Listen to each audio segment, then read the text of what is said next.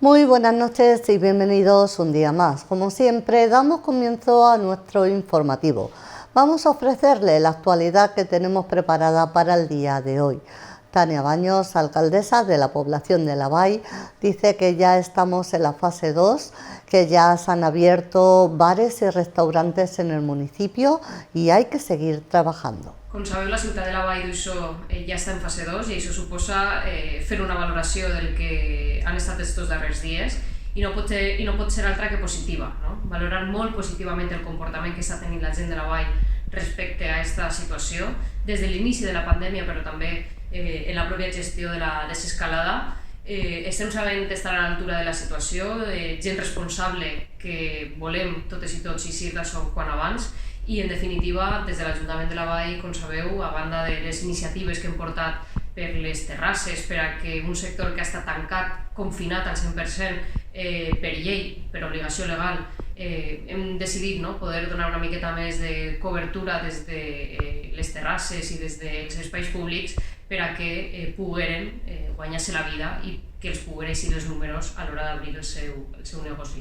També estem treballant en un pla de dinamització comercial on poder col·laborar en aquests comerços a l'hora de poder treure a la gent al carrer i donar-los la confiança necessària per tal de garantir que aquests espais són segurs, que aquests espais la gent ens comportem i també l'empresa o els bars i restaurants complíssim amb els requisits sanitaris que se'ls demana i prompte podrem comentar o començar a donar notícies al respecte.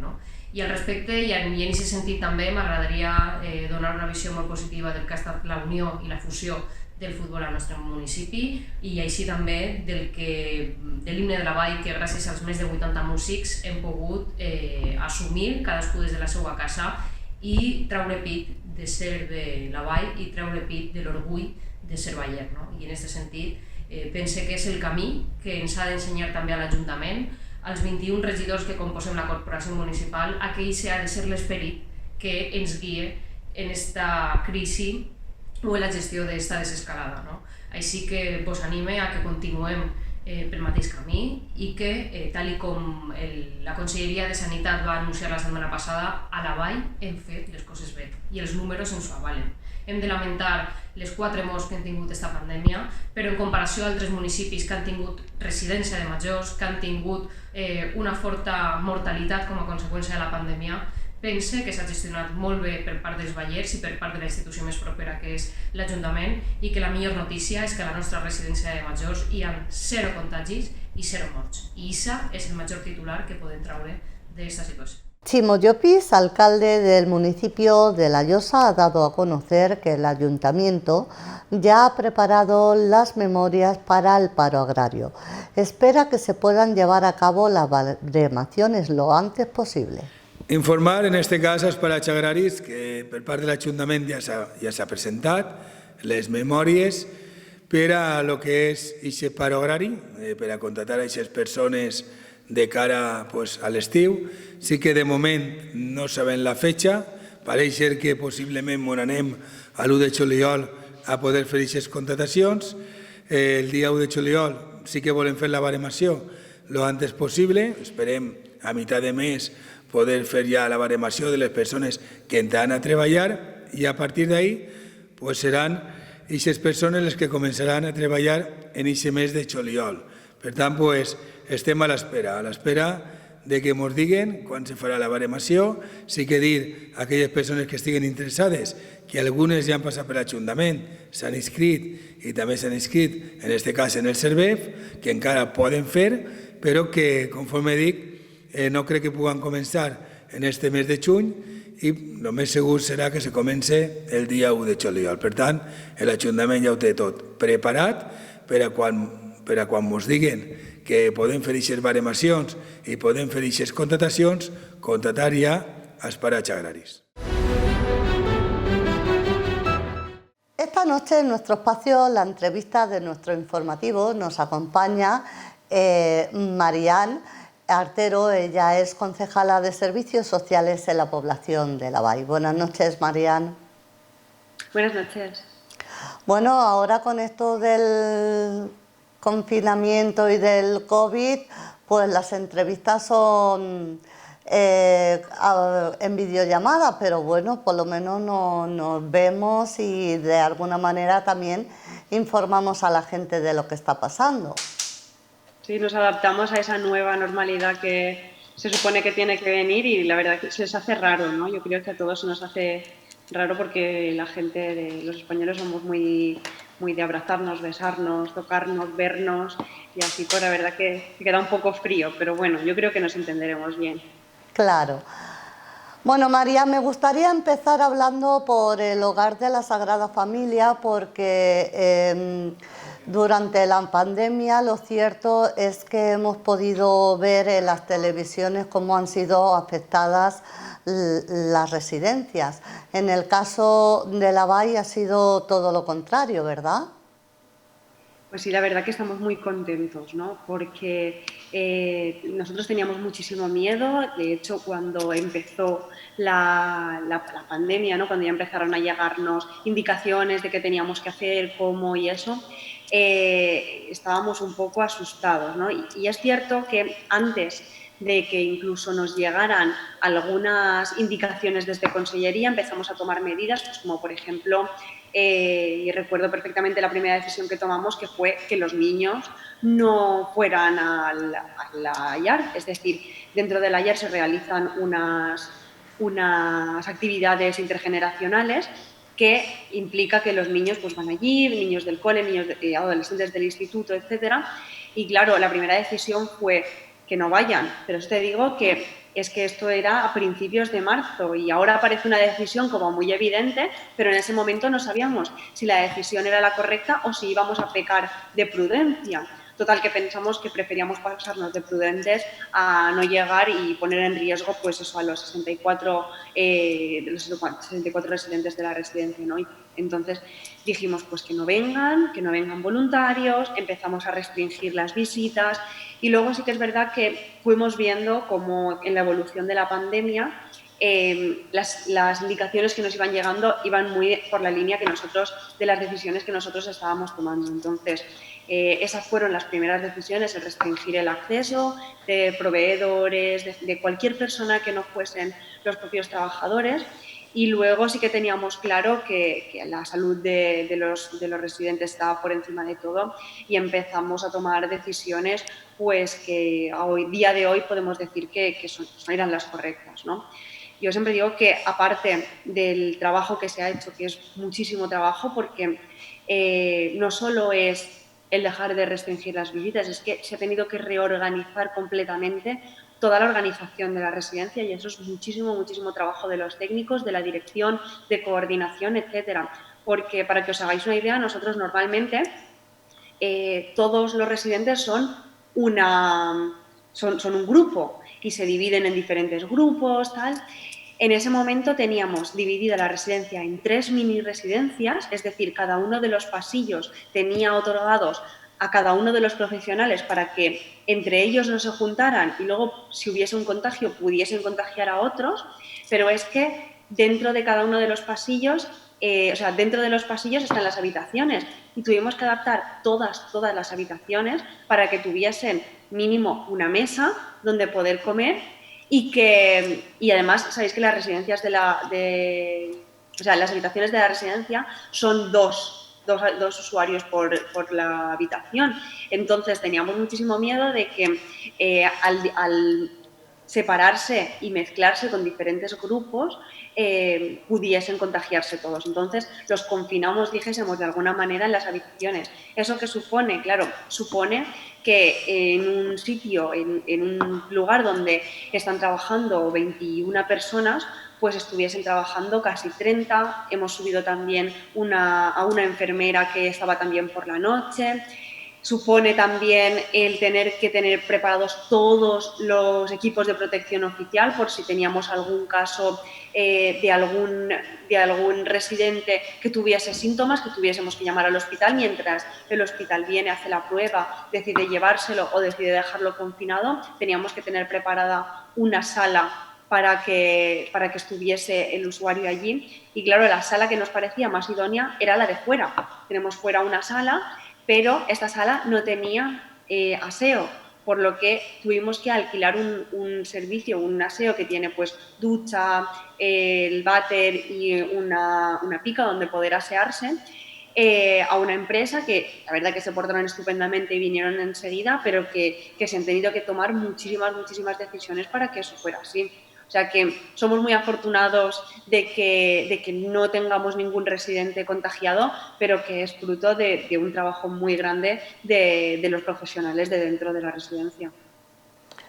También durante el confinamiento se dieron alimentos infantiles. Pues sí, uno de los problemas que nos encontramos con el estado de alarma era que claro, los niños que acababan el cole, hay muchísimas familias y el objetivo es que no se vea, pero sí que existen, que los niños, la única comida de caliente que tienen al día es la que comen en el comedor. Y esto es muy triste decirlo, pero es que hay que recordarle a la población que hay personas que piensan que todo el alrededor suyo es lo que hay, ¿no? Y es que existen muchísimas familias que no tienen un alimento como deberían tener, ¿no? Y entonces nos encontramos en esa situación de decir, ¿y estos niños qué hacemos con ellos? Pues lo primero es, todas aquellas familias que Servicios Sociales tiene constancia de que tienen esa necesidad. Luego las becas, los niños que tenían becas por renta baja, y luego también llamamos a los directores de los colegios porque ellos son los que más cerca están de esos niños y entonces sabíamos que ellos tenían constancia de quiénes son los que realmente lo necesitaban, ¿no? Entonces, en un primer momento, aunque no se trata de una de las medidas que más nos guste, porque nosotros pensamos que tiene que estar absolutamente normalizado, y es decir, que las familias tienen que ir a comprar su alimentación y tienen que cocinar en casa y no tiene nadie por qué saber que esas familias tienen una necesidad, pero nos vemos en la obligación de dar la solución más rápida posible. Y la solución más rápida posible fue contratar un catering y llegamos a repartir más de 1000 menús para estas familias, ¿no? Luego, Consellería, que evidentemente no tiene la capacidad de respuesta tan rápida como tenemos los ayuntamientos, en un par de semanas se hizo cargo y esa misma cantidad de dinero o de menús que nosotros estábamos dando se daba a través de un cheque en determinados comercios para que pudiesen ir y comprar, que era lo que estábamos diciendo, ¿no?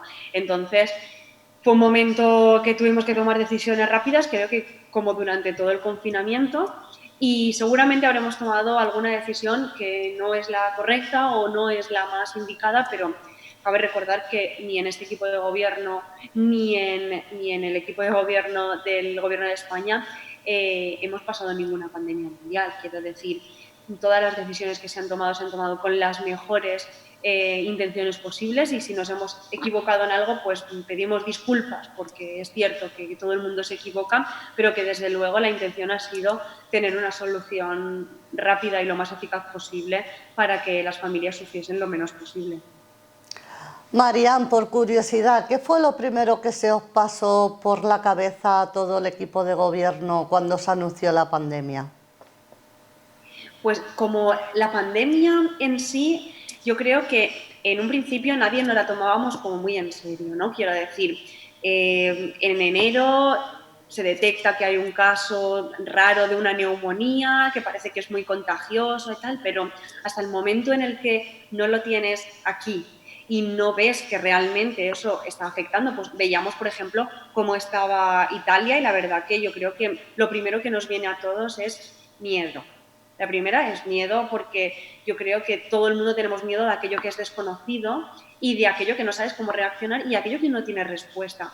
Y luego, responsabilidad y tranquilidad, porque sabíamos que la salud de los ciudadanos de La Valle estaba en nuestras manos. Entonces pensamos, la alcaldesa enseguida convocó reuniones del equipo de gobierno, formamos un equipo de seguimiento para todas las decisiones que tuviésemos que tomar, y al final ha sido, como te decía, ir tomando decisiones y ir tomando pues las decisiones que mejor pensábamos que iban a ir.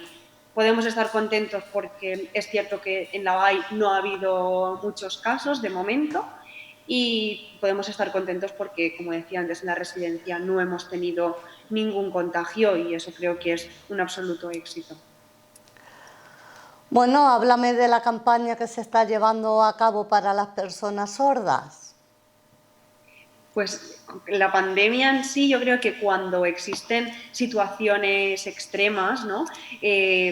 La vulnerabilidad de cada una de las personas aflora, ¿no? Pues en el caso de las personas sordas nos encontramos en que, claro, las personas sordas, aparte de que hay gente que son sordas pero hablan y se te entienden a través de los labios, y luego las personas que hablan con lengua de signos, toda esta parte de la boca es un apoyo muy importante, porque si tú no hablas lengua de signos, no es lo mismo decirle a una persona allí para allí que decirle a la derecha, ya te entiende, arriba, espera.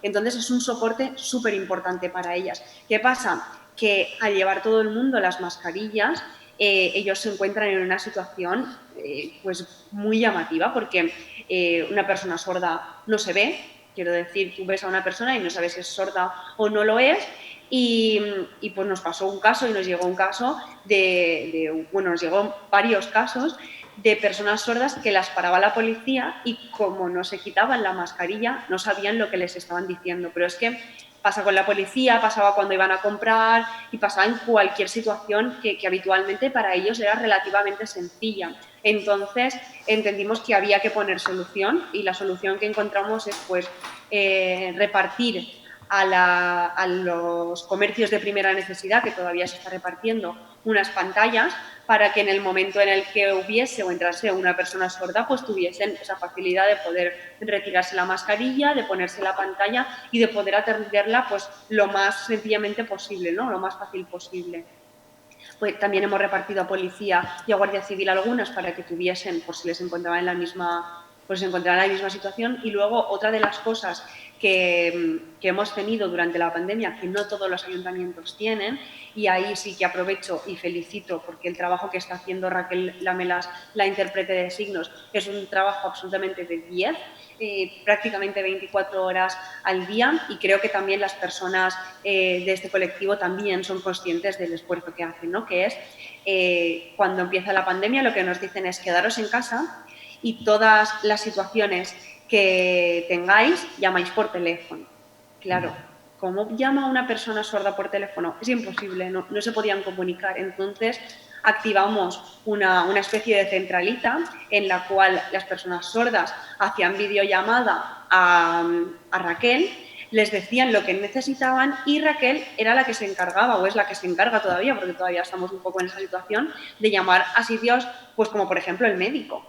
De decir, mira, tengo una persona sorda que tiene este problema y necesita esta receta. Una cosa tan sencilla, pues claro, mientras ella hablaba por teléfono, se iban haciendo una videollamada y iba traduciendo. Y así con todo, porque el momento en que hemos estado de confinamiento, para ellos ha sido realmente difícil, porque, ya te digo, todo por teléfono y luego pues es difícil, ¿no? También para todos.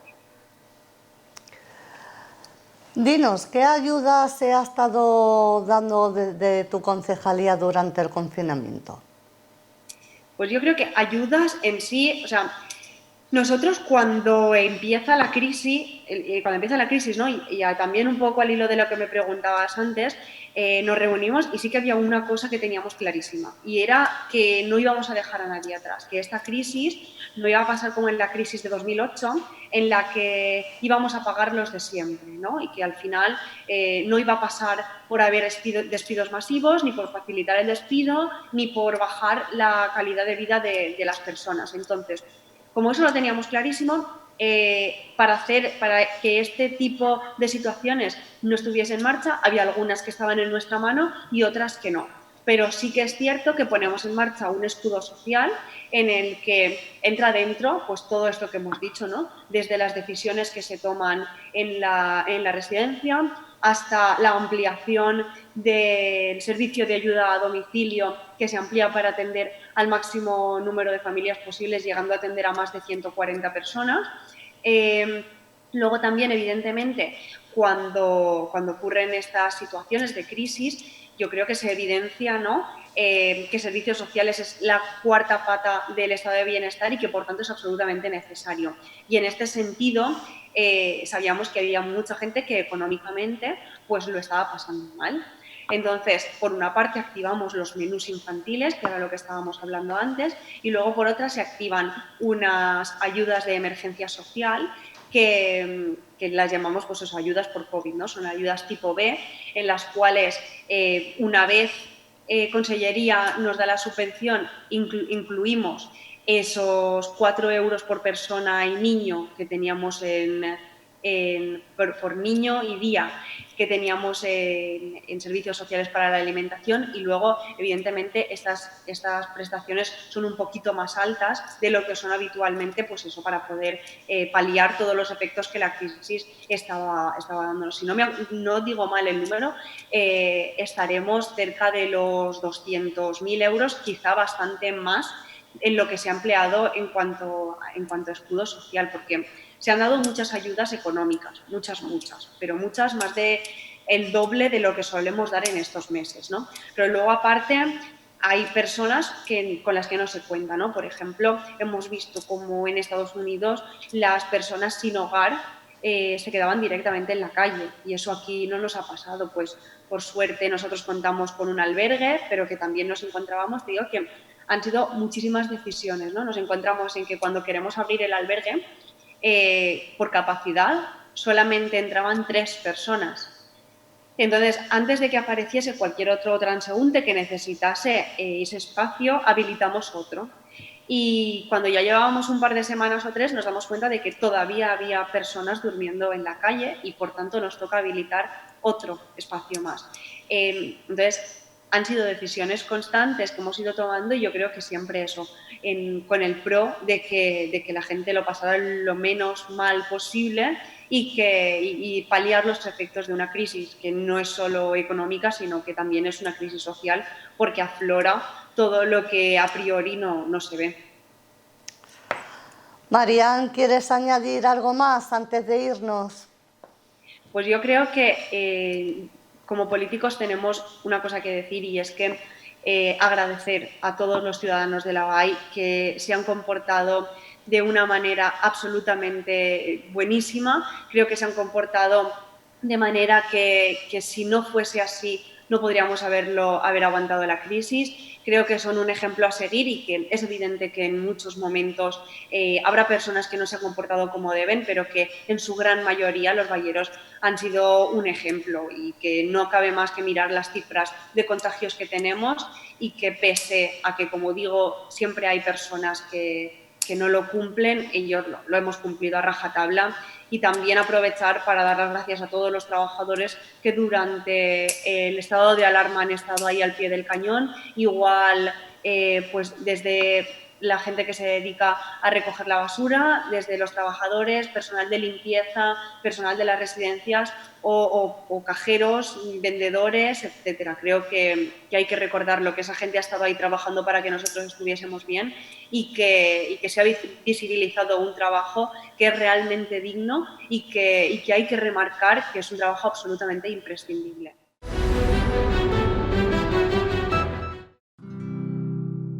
Som una gran ciutat. Acollidora. Que també és poblet. Hem treballat com a valents.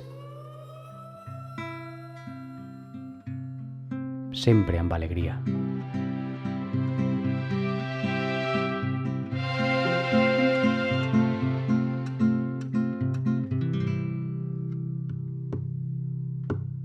La nostra pipa ens dona una pau sense fum. Sabem que els pardals no sempre volen, però sí els somnis. Hem de persistir, ara més que mai. La vall se ho mereix. Ens ho mereixem. I tu pots confiar en nosaltres.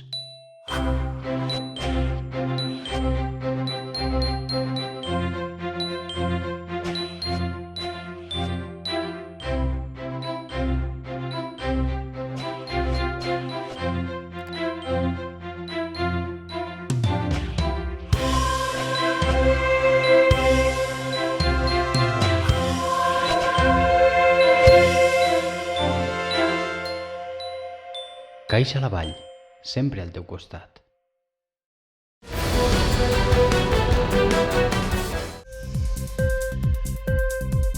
La previsión del tiempo para mañana será la siguiente. En La Vall habrá una mínima de 16 grados y una máxima de 24 grados.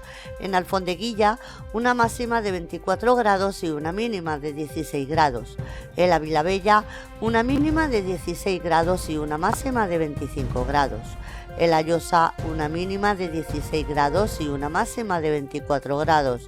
En Xilxes una máxima de 23 grados y una mínima de 15 grados. En Moncofa una máxima de 23 grados y una mínima de 15 grados. En Nules una máxima de 24 grados y una mínima de 16 grados.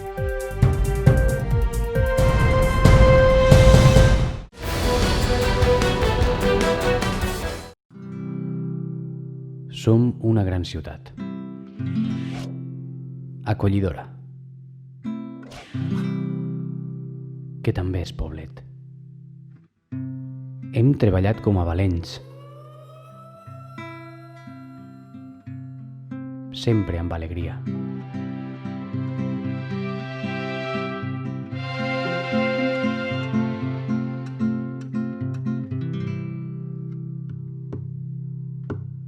La nostra pipa ens dona una pau sense fum. Sabem que els pardals no sempre volen, però sí els somnis. Hem de persistir, ara més que mai.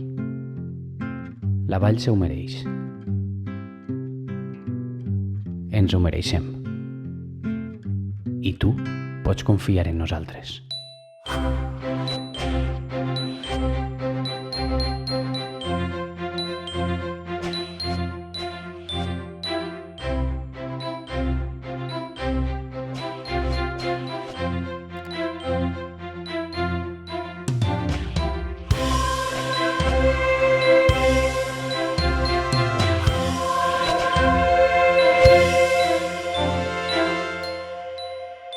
Caixa la Vall, sempre al teu costat.